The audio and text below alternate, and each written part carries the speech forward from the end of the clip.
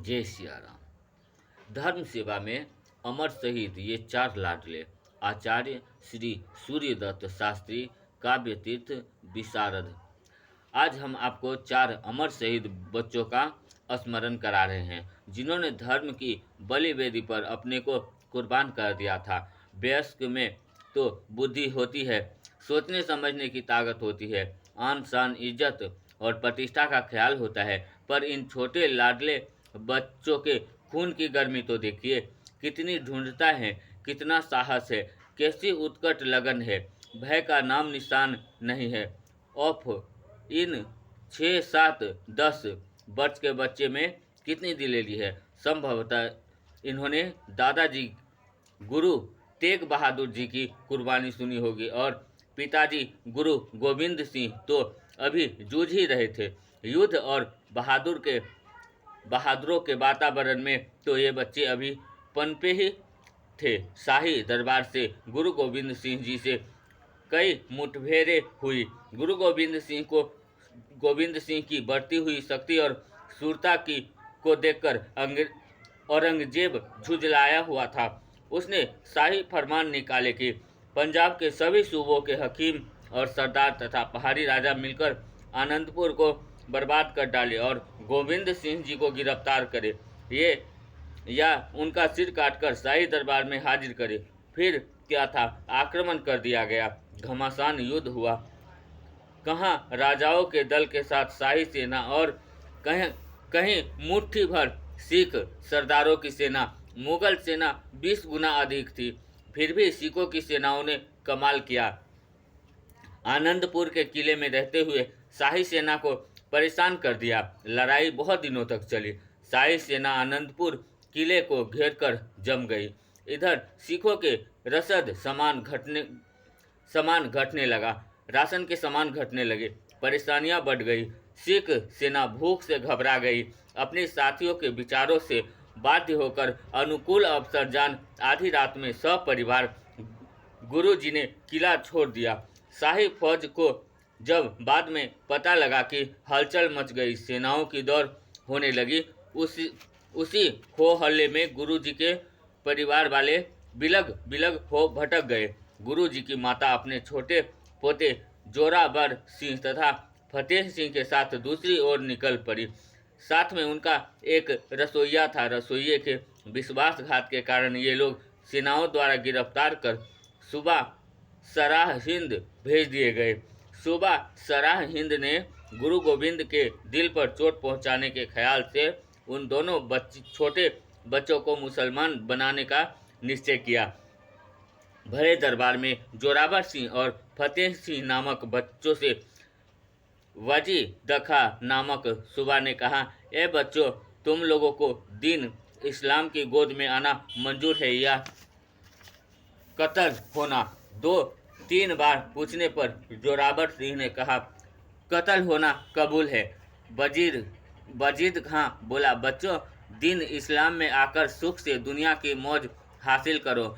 अभी तो तुम्हारे फलने फूलने का समय है। मृत्यु से भी इस्लाम धर्म को बुरा समझते हो? जरा सोचो, अपनी जिंदगी को क्यों गवा रहे हो? जोरावर सिंह साबकों की तरह हंसकर बोले, हिंदू धर्म से बढ़कर संसार में कोई धर्म नहीं। अपने धर्म पर मरने से बढ़कर सुख देने वाला दुनिया में कोई काम नहीं। अपने धर्म की मर्यादा पर मिटना तो हमारे कुल की रीति है। हम लोग इस क्षणभंगुर जीवन का परवाह नहीं करते। मर मिटकर भी धर्म की रक्षा करना ही हमारा अंतिम धैर्य है।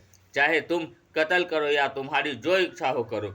इसी तरह भाई फतेह सिंह जी को भी ओजस्वी वाणी से शाही सल्तनत आश्चर्यचकित हो उठी। मन ही मन लोग हैरान हो गए। दरबार के सभी सूबों ने शाबाशी दी, पर अन्यायी शासकों को यह कैसे सहन होता।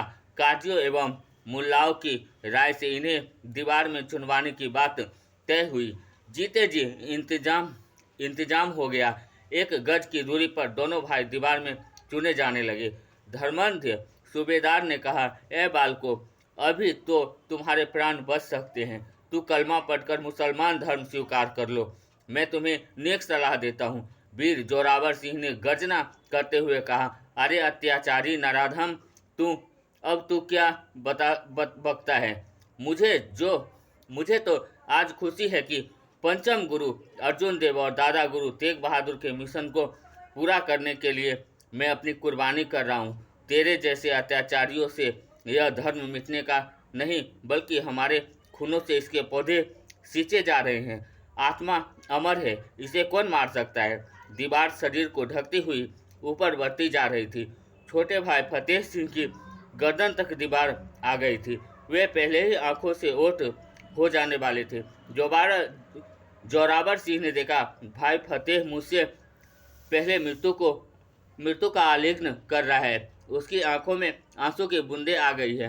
हत्यारे सूबेदार ने समझा, अब मुलजिम नम्र हो रहा है, मन ही मन प्रसन्न हो। वह बोला, जोरावर, अब भी बता दो तुम्हारी इच्छा क्या है? रोने से क्या होने का है?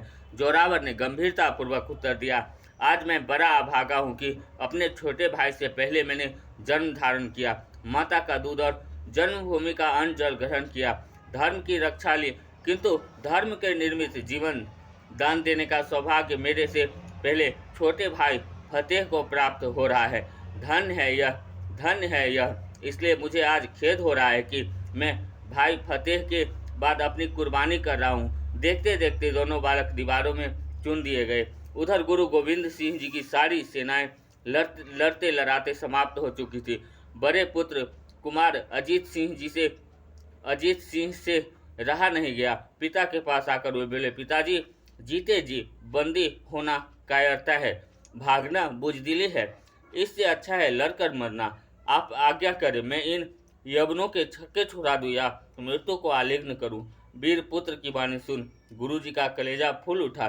वे बोले, शाबाश, धन्य हो पुत्र, जाओ स्वदेश और स्वधर्म के निर्मित अपना कर्तव्य पालन करो। हिंदू धर्म को तुम्हारे जैसे वीर बालकों की कुर्बानी की आवश्यकता है। फिर क्या था, बहादुर अजीत 8-10 सिखों के साथ युद्ध स्थल में जा धमका और देखते देखते गाजर मूली की तरह बड़े बड़े सरदारों का काम तमाम कर खुद भी मर मिटा। ऐसे ही वीर बालकों की गाथा से भारतीय इतिहास अमर हो रहा है। उनसे छोटे भाई बालक झुंझार सिंह से कैसे बैठा रहा जाता। वह भी गुरु गोविंद सिंह जी के पास जा पहुंचा और बोला, पिताजी, बड़े भैया तो वीर गति को प्राप्त हो गए, पर मैं क्या इस संसार में रहूंगा? मुझे भी भैया का अनुगामी बनने का आज्ञा दीजिए। गुरु जी का हृदय भर आया। उन्होंने उठकर जुझार को गले लगा लिया। वे बोले, जाओ बेटा, तुम भी अमर पद प्राप्त करो, देवता तुम्हारी इंतजार कर रहे हैं। सत्य श्री अकाल कहकर बालक जुझार उछल पड़ा। उसके रोए रोए फरकने लगे।